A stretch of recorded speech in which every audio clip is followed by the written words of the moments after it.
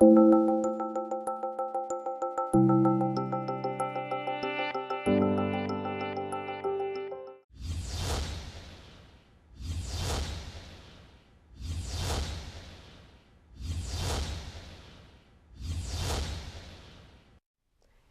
and welcome to Dreams, the Capital View. My name is Angel Austin and I'll be your host for today. On today's show, we have some very exciting guests, but I want to start with a personal friend of mine, Mrs. Jacente Brown. Welcome, Jacente. It's a pleasure to have you on Dreams, the Capital View. Thank you, Angel, for having me. It's a pleasure to be here. So Jacente is the director of the DC Re-Engagement Center. Jacente, tell us a little bit about yourself and your career in the district government thus far. Sure. So I came to DC just to finish college at the University of the District of Columbia. Go Firebirds. Indeed. And I immediately attained a job at DC Public Schools working with grants for disadvantaged youth. I later went to the Office of the State Superintendent of Education in 2008. There I worked on the homeless grant and eventually became the Homeless Education State Coordinator. I did that from 2008 to 2014, where I had the privilege to be the first director of the DC Re-Engagement Center. And here I am today. Awesome. So tell us a little bit about why the Re-Engagement Center was created. So the Re-Engagement Center was created because OSSE identified over 8,000 youth who were disconnected from school. They weren't showing up on anyone's school roster, ages 16 to 24, and this was alarming for OSSE to find out that there were so many youth in DC. There were various agencies throughout the district that were working with these particular youth, but there was no centralized location. So they wanted to create a one-stop open-door shop where these young people can come in and receive services to actually get back into school options, but also receive barrier remediation services so that this time around they'll be more successful in school. Okay, so that's good because when a lot of people don't know the resources that are out there. And so when I thought about this segment, I immediately thought about the Re-Engagement Center because you've been posting like awesome things that you've been doing from the sleep outs to having volunteers come in and read to youth at different ages. So I thought that was really interesting. So when you say disengage youth, in order for them to get re-engaged, they need to know what services you provide. So tell us what services the Re-Engagement Center provides. Sure. So for our 16 to 24-year-old youth, we provide a variety of services. For example, we base these off of the needs that they said that they have. Transportation is one of the main barriers. Of course, they're not connected to school, so they're not able to participate in the Kids Ride Free program. When they connect with the Re-Engagement Center, they'll be given a DC-1 card, so we eliminate that barrier. Another major barrier is employment. A lot of our young people dropped out of school because they say they need to get a job to support their families. So we're actually housed at the Department of Employment Services, and we work with youth programs there to make sure that our young people are employed. Another huge issue, of course, is one throughout the District of Columbia. About 30% of our clients are housing unstable. Many of them are literally living on the streets each night. So we participate in the youth coordinated housing entry meetings. And this is a table where all the youth shelter programs, transitional living housing programs kind of sit around and we advocate for our clients and on their behalf to try to find open beds, open housing units throughout the district. We also provide child care vouchers at the Re-Engagement Center and any other need that they say they have, mental health, they need to see their doctor, we're able to make those referrals. Okay, so when you say you're at the Office of Employment Services? Department of Employment Services. Yes. What location are you at? So we're at the 4058 Minnesota Avenue location. Awesome. We are on the second floor. We tell our young people, you know where SYEP is. So just come see us, same side as SYEP. Okay, metro accessible, bus accessible. Absolutely. So when they come in, do you all offer like drop-in child care for individuals that are coming looking for services and they just have to bring their child with them, or how does that work? So children are more than welcome to come to the Re-Engagement Center. We have a little play area for them. And our re-engagement specialists are the absolute best. They will literally hold babies and rock them, play with them, provide snacks while our young people are testing to see, you know, what their educational levels, or just sitting and working with another re-engagement specialist. Okay. If we talk about what is the #1 barrier facing youth who are trying to reconnect to school? Employment. Many of our young people, for very justified reasons, have dropped out of high school because they need to take care of their families. And employment is their number one barrier. I need my job. Right, right. So they need a job as well.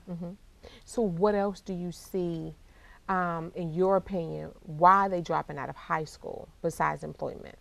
So a lot of them got into some trouble while they were in high school.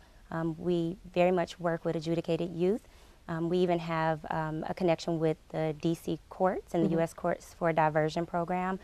If they get into some trouble, they're able to choose the re-engagement center outside of community service or other options and get on track to get back in school. So somehow they got into trouble at school, or maybe they had a baby and they dropped out for that reason. They just need a little bit of support, and they also just need a caring adult in their life, and we're able to offer that at the Re-Engagement Center. Okay, so I've been seeing you post some different activities that have been going on and that the Re-Engagement Center has been participating in.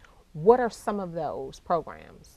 So one major thing that we participate in every year is the Covenant House DC's National Sleep Out, where we literally sleep on the street for a night. We felt like when our young people who are literally homeless come in and say, I slept out last night, I need help. It's one thing to say, oh, I'm so sorry, this. It's another thing to remember how it feels at 4 o'clock in the morning when the wind comes gushing through and you're freezing and there's nothing you can do about it. So we can relate with these young people there. We also raise money during that sleep out as well. So that's one thing that we do every single year. It's coming up this year, November 16th or 17th. Okay. It's a Thursday, so invite everyone to come out. Okay, so how can our viewing audience participate or support the Re-Engagement Center? So the DC Re-Engagement Center is always looking for anyone who wants to provide any types of donations, especially for our young women with children. We take formula, diapers, babies' clothing. We also need just young people's clothing. We send them for interviews downstairs at DOES while we're there. So interview clothing is always great for both men and women. They come and get shoes.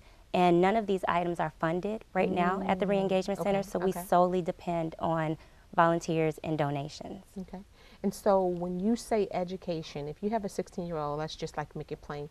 If you have a 16-year-old that comes in, what do you all do? How do you walk them through the process?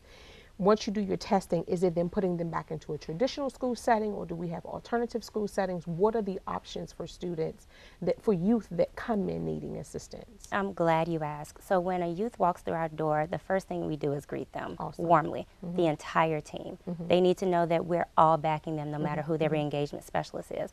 Then we sit down with them and ask them, what happened in school? How did we fail you, to begin with? And after we go through this intake to kind of talk about those things that happened in school, they do sit down and take an assessment. It's called an ECASAS, and it kind of gets a gauge as to where they are in both reading and math. Okay. We use all of this information as well as our partnership with DC Public Schools to get their transcripts to make a great fit determination for our young people. And we recommend a gamut of educational options. We're OSSE, so we can place anyone in any educational entity, DC Public Schools, charters, community-based and faith-based organizations. We then take those kids to those schools. Awesome. And then we tell them, listen, we work for OSSE. We don't work for them. You tell me the truth.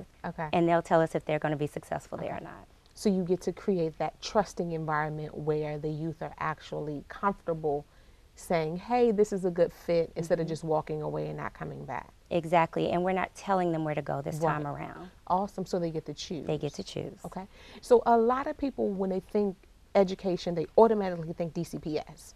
What's the difference between OSSE and DCPS?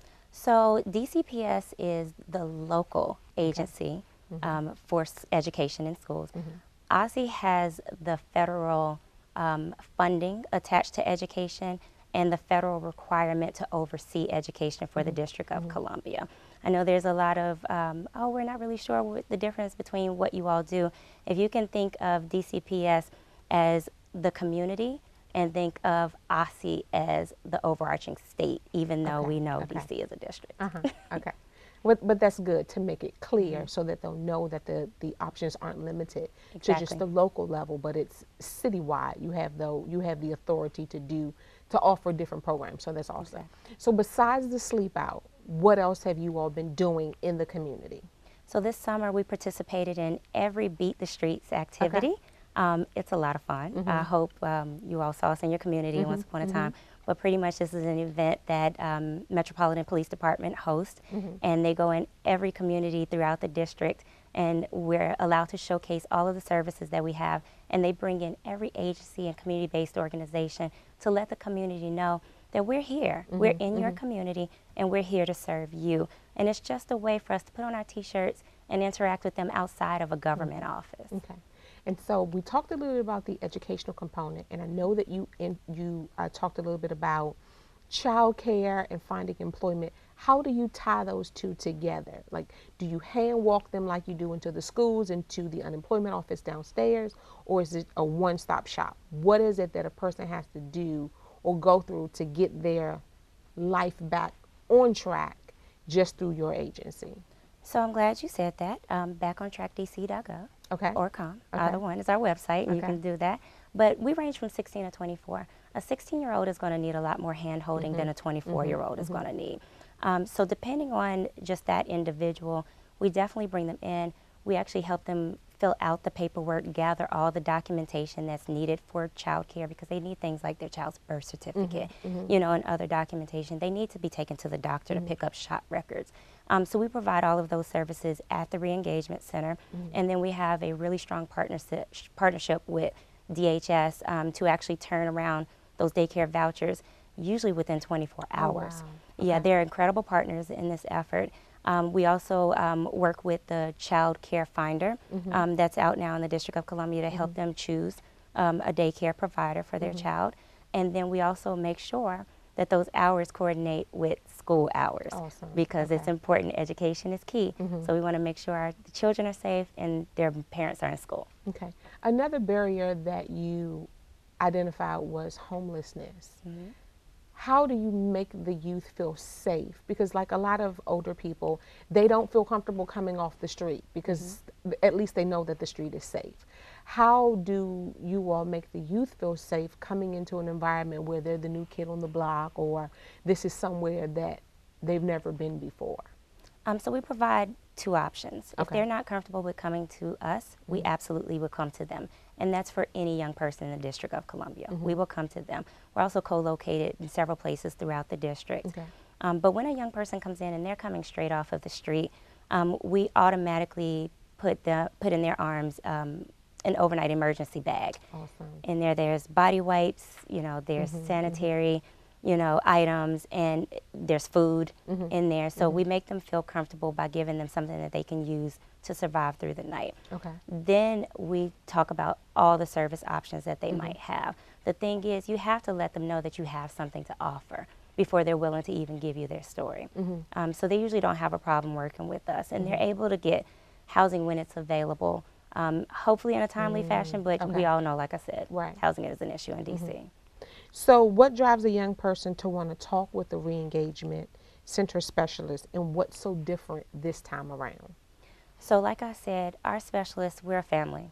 A young person walks in and everyone greets them. They don't know who they're there to see. And usually they sit down with us and we just provide that warm listening ear. And it's just about showing genuineness with these young people. They've seen it before. They've worked with government agencies before. Our office doesn't even look government. We have couches like this, you know, Okay, in the okay, waiting room. okay. So I think that's a big part of it, just changing their environment and their perception of what government is supposed to be and looks like. Okay. And so in the last 2 minutes, if you could change one thing about the educational second chance system, what would that be and why? There needs to be more seats available in the second chance system that also offer an alternative for work and study. A lot of our young people are dropping out of school again, even when we're helping them get back into school options, or just not even coming through the door of the Re-Engagement Center, Okay. because they need to feed their family.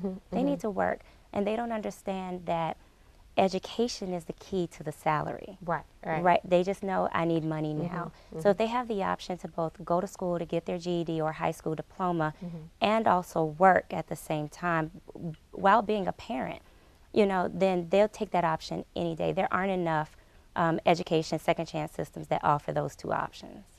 Okay. So tell us again where you're located and how one could volunteer. Sure. We're located at 4058 Minnesota Avenue on the second floor, DOES, SYEP.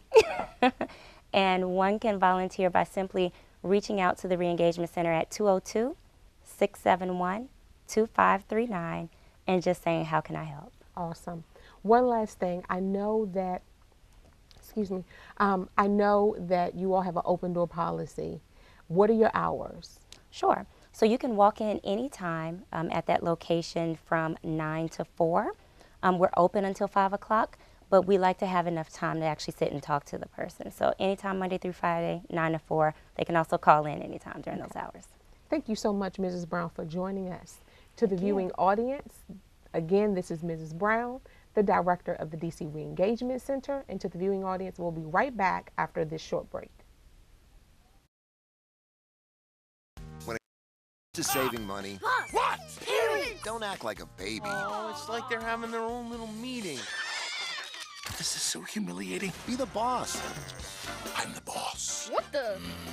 Power nap. You were saying. And make a budget. Let's get to work. Need a little help? Stacy, read back the notes. I can't read.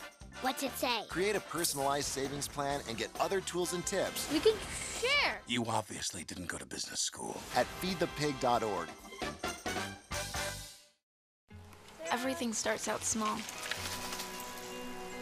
The things that hurt us, they all start from somewhere.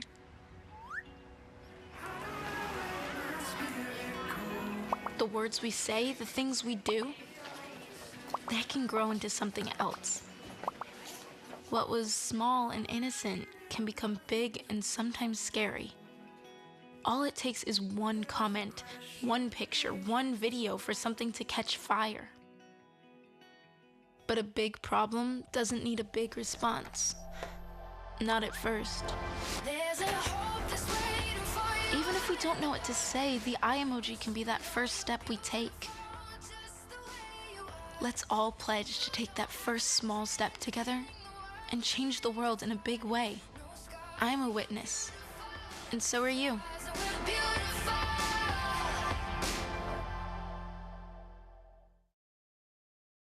Hey, you. Yeah, you. Getting that college education? What are you gonna do? Graduate and take some office job? Be like everybody else? Or will you dare do something different? Like, be a teacher. You could be my teacher. You got the skills, the smarts. Yes, you. You could be the teacher I never forget. That'd be cool. Does that corporate job even have recess? What are you gonna make of yourself? What are you gonna make of me?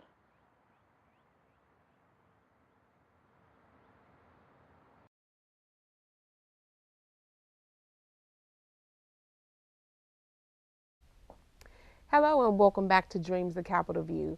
Here we are joined with no stranger to Dreams the Capitol View, Council Member at Large, Robert White. Welcome, sir. It's always a pleasure to have you back with us. Thanks for having me back, and I love the new set. Oh, definitely. Thanks for being here. So there are a couple of things that we want to talk about this evening: education, returning citizens, and Affordable housing. affordable housing. We can jump right into it. What's new on your agenda coming back from recess on the council?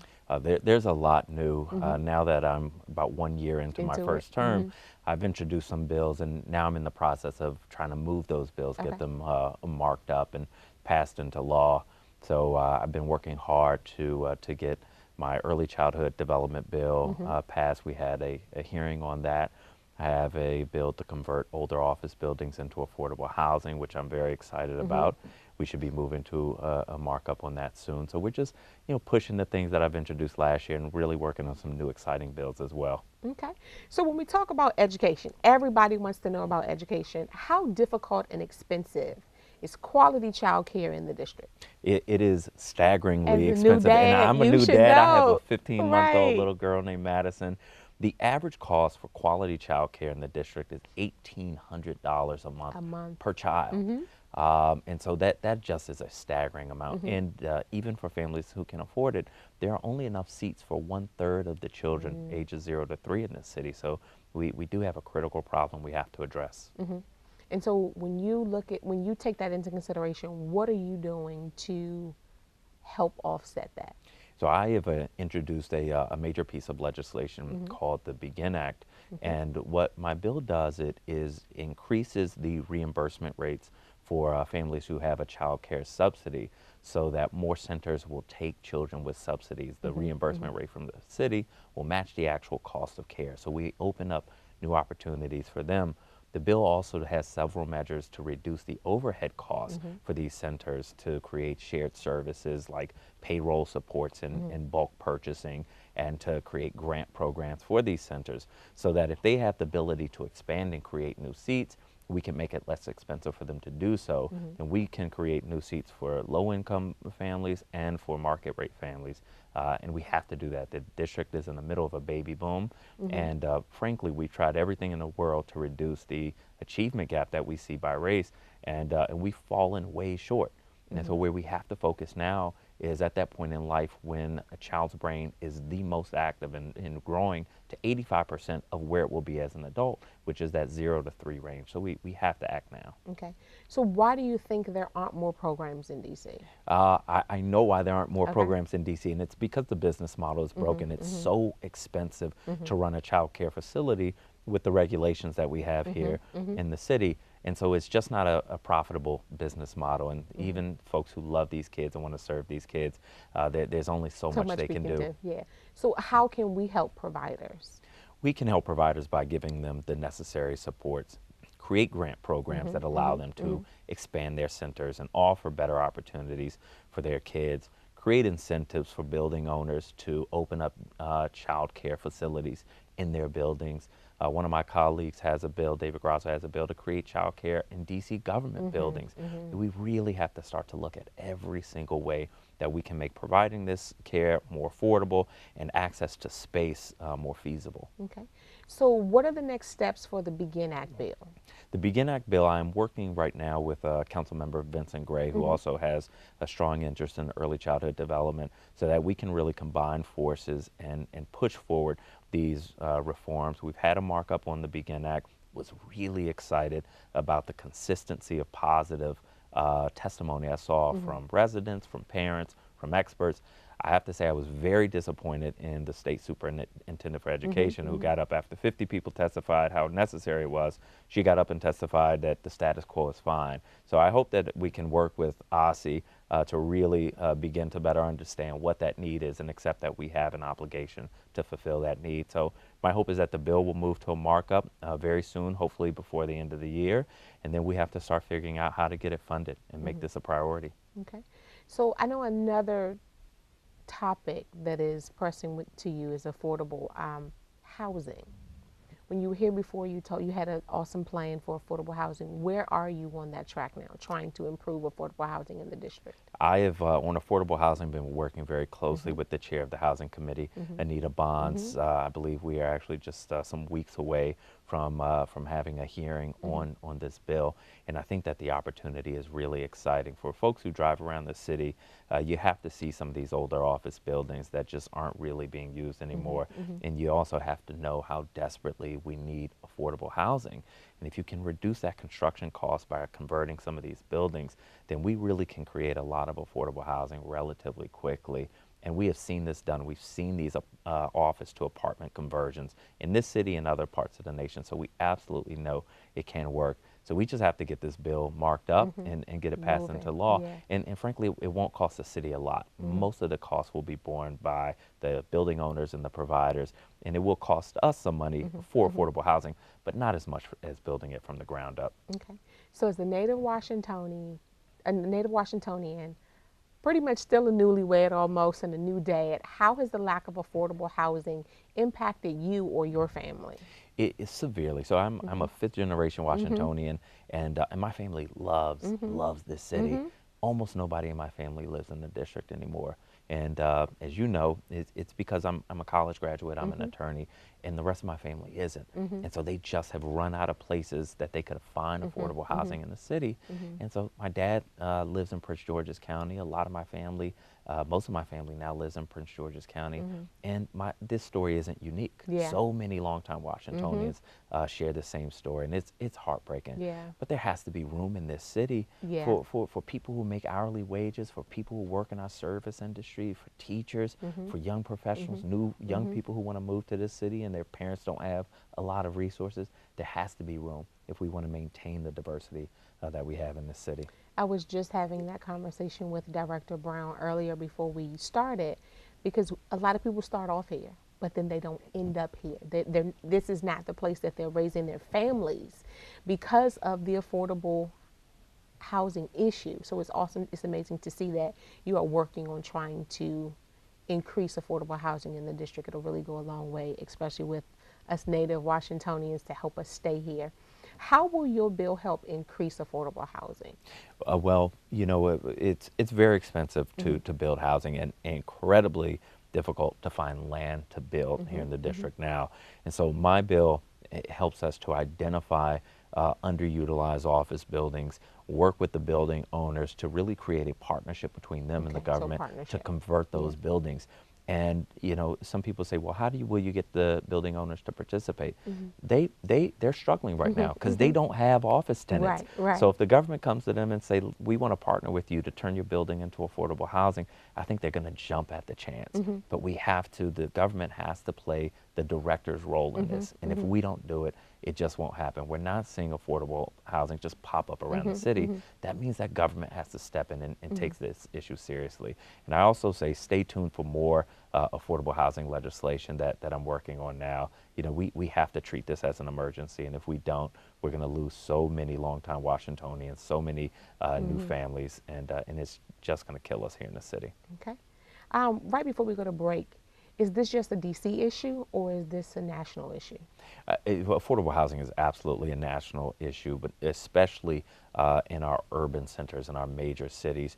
And we see what happened in San Francisco and in New York, where it's almost too late there. It's late in DC, but it's not too late if we act now. Okay. To the viewing audience, we say stay tuned. We'll be right back after this short break. Here's your check.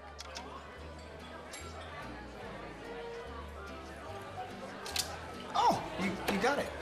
You know, since I got rid of my car, I really enjoy walking. Okay. God, no.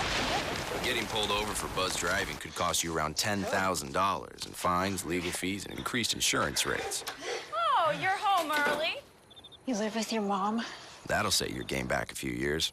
Buzzed, busted, and broke. Because buzz driving is drunk driving. When I was 6, my days were spent playing basketball. When I was 6, my dream was to make it to the NBA. When I was 6, my mom had a stroke. I'm Paul George, and I want you to spot a stroke fast. F, face drooping. A, arm weakness. S, speech difficulty. T, time to call 911. Protect the ones you love. Spot a stroke fast. It takes less than 1 minute to find out if you may have prediabetes. You can do it here. But you probably won't. You're busy. Kids, work, show coming back in 48 seconds. So let's do this now. Hold up one finger if you're a man, women, 0. 3 more fingers if you're over 60, 2 over 50, 1 over 40. If you're not sure, keep in mind you're sitting on a couch right now, so 1 more finger if you're not very active. 1 finger if yes, 0 if no. 1 yes, 0 no. Next, find the body type that looks most like you and hold up that many fingers while I look around awkwardly. And that's it. If you're holding up 5 fingers or more, you probably have prediabetes. Sorry to be so blunt, but hey, you're busy. Just go to the site. We're back on Dreams of Capitol View, and right before we went to break, we were talking about affordable housing. There's one last question I want to ask you before we move on to the returning citizens issue that you're addressing. Can HUD help address affordable housing needs? HUD absolutely can. You know, this federal agency just has so many more resources than any local jurisdiction, even a healthy one like DC. And we need HUD to step in, really to manage and fund programs. And very frankly, we need to work with them and other federal partners to change the area median income to reflect the DC specific needs. And I think if they did that, if they would work with us on that, it would have monumental impacts on our affordable housing. Okay. I heard about something you did last week, I want to say, that was remarkable. I know you went over and visited firsthand the DC jail. Tell me about that experience and what drove you to visit.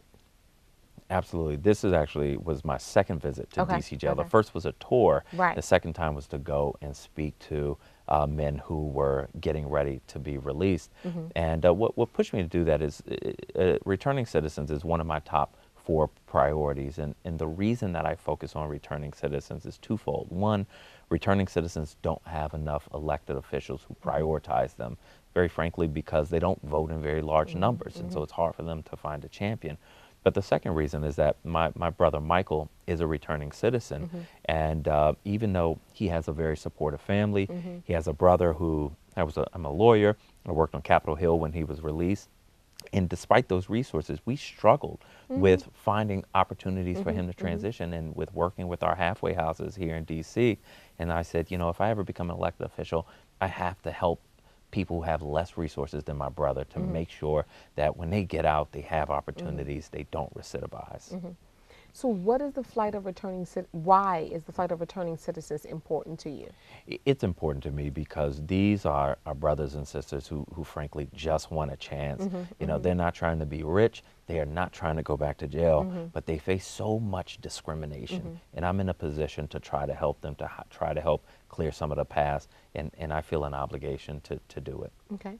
So what are some of the barriers that returning citizens face when they're released? When returning citizens are released, particularly in DC, you have to get an identification. We know how hard it is to get identification if you know where most of your stuff is. Imagine, you know, if you've been incarcerated for 10, 20 years, they face discrimination. If you apply for a job, it comes up. If you apply for housing, it comes up.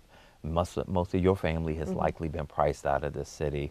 You might be going back to the same neighborhood where you got into trouble. And frankly, we just don't have enough local resources for our returning citizens. So the chips are stacked against them, and the challenges are vast and they are many. And so we're trying to overcome some of those challenges. Okay.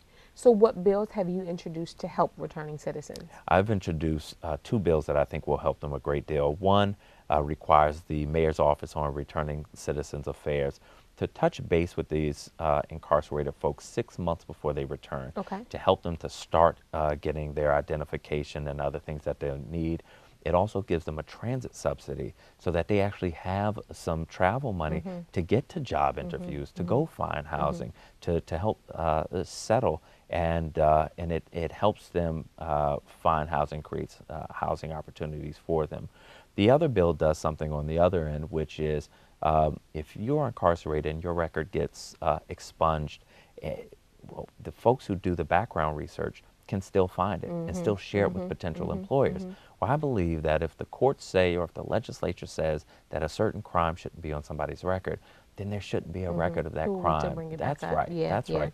So it prohibits those background search companies from producing criminal information that has been sealed or charges that didn't result in convictions. Okay. So do you expect a hearing on your bills? I do expect a hearing on my bills. The word I'm hearing right now is that my first bill to really help the people transition and give them the resources to transition. We hear that there's going to be a markup or a hearing on that bill, and the second one regarding criminal records, we're still working on that with the Judiciary Committee. Okay. Do you have any events coming up that can that the public can attend to learn more about returning citizens? So I'm hosting a returning citizens panel on November 2nd at the Rise Center at 5:30 p.m. where we are going to be looking at some clips of a documentary that's focused on some of our DC returning citizens, and have one local gentleman, Charles Thornton, who I think is an excellent model of what returning citizens can do with a little bit of support. He and some other returning citizens will sit on a panel that I'll moderate, we'll see some clips of the movie, and we're really going to discuss the challenges for returning citizens, some of the solutions, including some of the bills that I've introduced. And we're going to create an action plan so that we don't just leave that panel discussion and forget about it, but that we have follow-up steps to ensure that we are producing results for returning citizens. Okay. So you've been in the seat for about a year now. Let's talk about where Robert Wright has come from in that year. I came into the council toward the end of an ongoing session, and I had to set up a team. My team is now incredibly strong. I think I really have one of the strongest staff teams in the council. We've started to produce some very strong, well-researched legislation. Now we're pushing to get that legislation into law.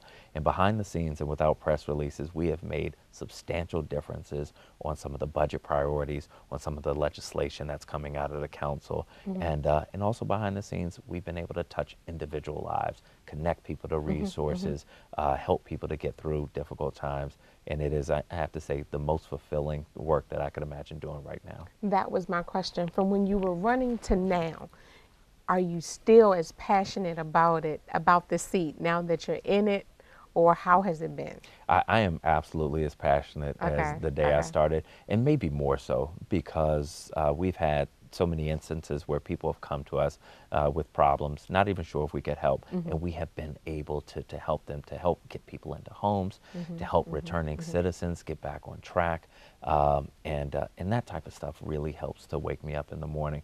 But as my wife told me, whether I like it or not, I better like it, because we work so hard to get me here. So, but I do, I absolutely love it. Okay, so now that the council is back in session after break, what is the council working on? What's its agenda for like the next 6 months? The agenda is a bit diverse and still in flux. We are working on paid family leave.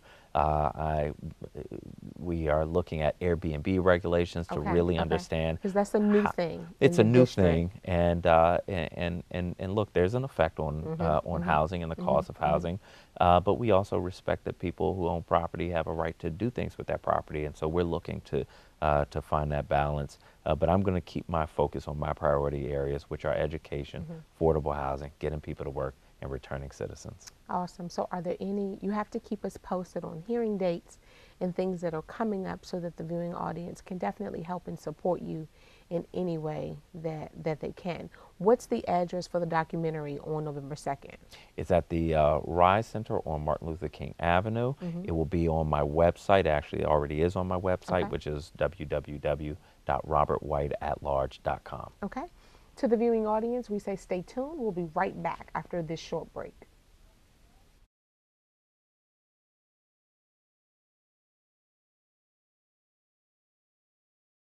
Every year, 40% of all food in the U.S. never gets eaten. 40%. That's almost half the food we produce. Food waste is a serious problem. It impacts all of us. And it's expensive. Your family is throwing $1,500 a year in the trash. We're working hard to put food waste on the chopping block. And you can do the same at home. Learn how to cook it, store it, and share it. Just don't waste it. Go to SaveTheFood.com.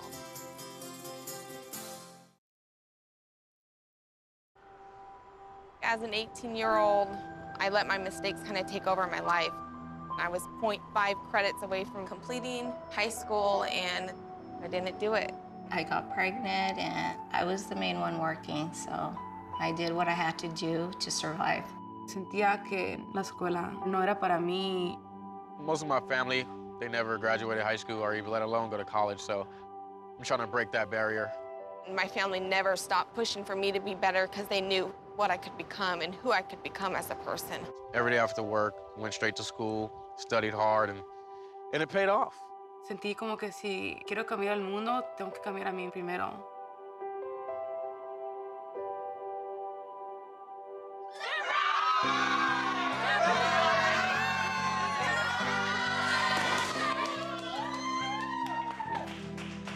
I could not have gotten my diploma without my family.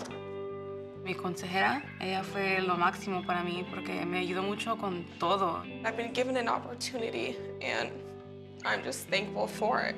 Yeah, it's hard, but keep on going and keep on trying. The high school diploma is just added to the confidence, and now I feel unstoppable.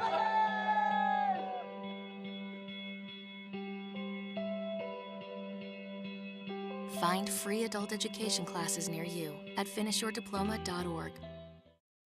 Welcome back to Dreams of Capitol View. We were joined with Mrs. Jacente Brown, who's the director of the DC Reengagement Center, and with our very own council member at large, Robert White. We're going to take a switch here. Dreams of Capitol View is actually in the process of starting a new television show, and so we want to use this time to introduce you to the new segment, and it's called The Formulas to Success, and we are joined with our very own Dr. Tappan. Tell us a little bit about yourself and how you got into creating a formula of success. My name is Dr. Marcus Stephen Tappan. I'm a dentist here in the area, but I started with the formula based upon some mentoring that I was doing with some kids from church through my fraternity. I'm an alpha, and my fraternity does some mentoring with children, and I wanted to be able to give them a sort of formula to use to become more successful. So just to make it plain, we're going to be introducing day-to-day lifestyle changes that you can do and put into place to actually see measurable success in your life. So to be transparent, to let the people know what is the formula? Well, basically the formula, it's just like any other formula. It's if you're making a cake or baking a pie or working on a car or fixing a computer, you want to go about things a certain way. And when you're able to do things a certain way, you're able to get those things to turn out the way that you want. So when you talk about formula with success, basically you're talking about goals. And as long as you do those goals in a certain way, then they're much more predictable on the back end. So basically what I've done is just put together a system that allows you to do things a certain way, just like a formula for a cake, a recipe for a cake. And when you do it like that, your outcome is just much more predictable. It starts with a dream, it goes from a dream through a vision, from a vision to being a visionary, to being able to imagine what you want to do, be, and have in the future. And once you're able to put that together, you put it on paper. From paper, it goes to dealing with how you deal with positive mental attitude, how you deal with faith, those type of things that you need to help navigate you through the things that are going to come up against you, the things that you're not sure about when you're doing this. And by doing it that way and doing it with an accountability group, with a coach, those type of things, it's much more predictable. It's interesting you said that it starts with a dream. A lot of people don't recognize the importance of dreams and taking those dreams and writing them down and making them into a vision to see long term. So let's talk a little bit about dreams and why you say the formula starts with a dream. Sure. Well, it's kind of ironic because when I look back and I see dreams here, well, you know, the Bible talks about dreams. It's, you know, write the vision down, make it plain so that he who reads it can run with it. I think it's Habakkuk 2:3, but it's all about being able to put it on paper. Once you're able to put it on paper, then you're able to direct that path. You're able to negotiate, you know, what's going to happen, because once it's on paper, it's in cement. It's written down. It's basically legit. You're going to make it happen. All you have to do is stick with this formula. But by having that dream, a lot of people, Angel, they get caught up with the dream. They think, okay, if I just dream about it too, I'll make it happen. Right. Nah, it's really not work enough. that No, way. you have to go from the dream to the vision. And a vision is nothing more but a specialized dream. A vision is just a more concrete dream that you've taken, and it's a more achievable dream.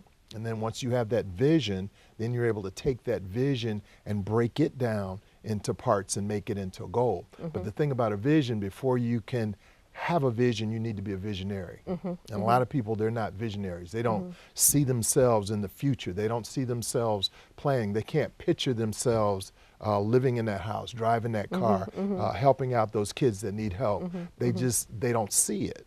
So in order to see it, you need to use your imagination. So it all ties together, but if it's not explained to you and if you don't understand it, you know, even children can get this. Even children can get this. So when we talk about helping people go from where they are now to where they want to be in the future, then it's all about doing it a specific way. A lot of people don't realize the difference between a vision and a goal. Yes. How do you clarify that or help people to define a goals versus vision? Well, goals are more concrete. Goals are achievable. And when I talk about achievable, I don't want to step on anybody's dream or their vision by saying you can't do this, but I don't know, I used to think at some point in time like there could never be a black president. So obviously that has been proven wrong. But the thing that people have to realize is that you're able to make changes in the sphere that you're in. You just have to want those changes, and you have to want them in a specific way, and you have to do it a certain way. But goals are nothing more than specific vision. A vision is, you know, what you want to do, be, and have. A goal is how you're going to get there. Interesting. Yeah. And so the next step is writing it down. Yes. People miss the importance of writing things down. When you write it down, it stays there. It's visible. So you get to. It's like a roadmap. Right. It's kind of like if I was trying to tell you where to go, say I had a treasure for you that I wanted you to go and get. If I just told you it's buried in a backyard somewhere in D.C., you know, you want to know, well, which backyard? What's the address? Where at in the backyard? Is it in the corner? Is it under the porch? You know, where is this treasure that you have for me? And it's the same thing. A lot of people don't know how to use their goals as a roadmap to get there, but that's what goals are. They're just a roadmap. And the more specific you are about your goals, again, the more predictable these things are going to come to you. And it's amazing how once you put them on paper, once you put them in priority, once you make an action plan, once you look at it daily, that's another thing that people don't do. I used to write my goals down at New Year's. You know, I had to make sure I had all my goals down at New Year's. Lose 20 pounds and then 6 months into it. You know, you may not. Right. But the bottom line is once you write that down, if you look at it daily, that's the key. And the more you look at it. It's a reminder. It's a reminder, Yes. but then it lets your subconscious mind go to work on bringing those things to you. While you're sleeping, you're attracting different things. In the series, I'm going to talk about the law of attraction. I'm going to talk about positive mental attitude. I'm going to talk about how faith works to help you out when you're down, when you're feeling like things aren't going your way. You know, it's like I don't tell people what faith. You could be Buddhist, you could be Baptist, Methodist. You know, it doesn't really matter as long as you believe in a higher power that can assist you in bringing these things to you. Then it's a wonderful thing. Okay. What's the importance in prioritizing goals, or is it important to prioritize your goals? It is. It is because with goals, you want to do first things first. You know, you don't want to jump around in your goals. You want to spend, it's like an 80-20 rule. You want to spend 80% of your time on the things that are going to bring you the things that you want to have the most. So you need them in a priority. You need them in a situation where you know what you're doing is having an action, is having an effect. Therefore, you have to have action plans that are geared towards what you want to do, be, and have in the order that you want to do, be, and have them. And a lot of people, they want to move through their goals in a random fashion. This isn't rocket science, but it is a science. You know, it is a science, and it's a science of goal setting. And I've developed a way that I think people can use it to achieve their dreams. So you talked a little bit about an action plan. Yes. How are you gauging meeting your goals? Let's talk about the timeline. Got to have a timeline. That's a part of the formula.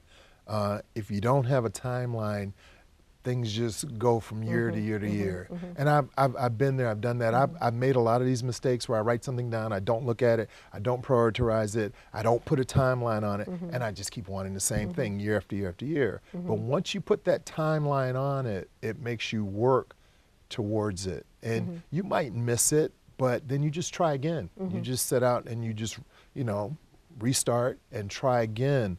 You give it a new timeline, but you keep working with that same priority. You keep working with that same goal. You develop better action plans, and you develop other people that are going to help you achieve what you're trying to get to. You said something very important. A lot of times when people get off track, they get discouraged, and they say, oh, I'm not going to go after that, or I'll push that one to the back burner. You talked about restarting. Yes. How important is it to restart? You know, we all have to give ourselves a chance to fail. And a lot of people have this fear of failure, but the only way that we can ever really become successful is to fail. And what you have to realize is that the more often you fail, the more you're going to become successful. It's just the law. You know, you have to try, and the more you try, the more you fail. I think Albert Einstein said something about, you know, he didn't really fail. He just found thousands and thousands of ways that didn't work, but eventually he found a way that did work. And that's what we have to do. But that's when part of my formula has to do with the accountability group. You know, you have to have people that are going to support you. And when you have these people in your lives that are going through some of the same things that you're going, you're helping them achieve their goals, they're helping you achieve your goals. It's just automatic that it helps it.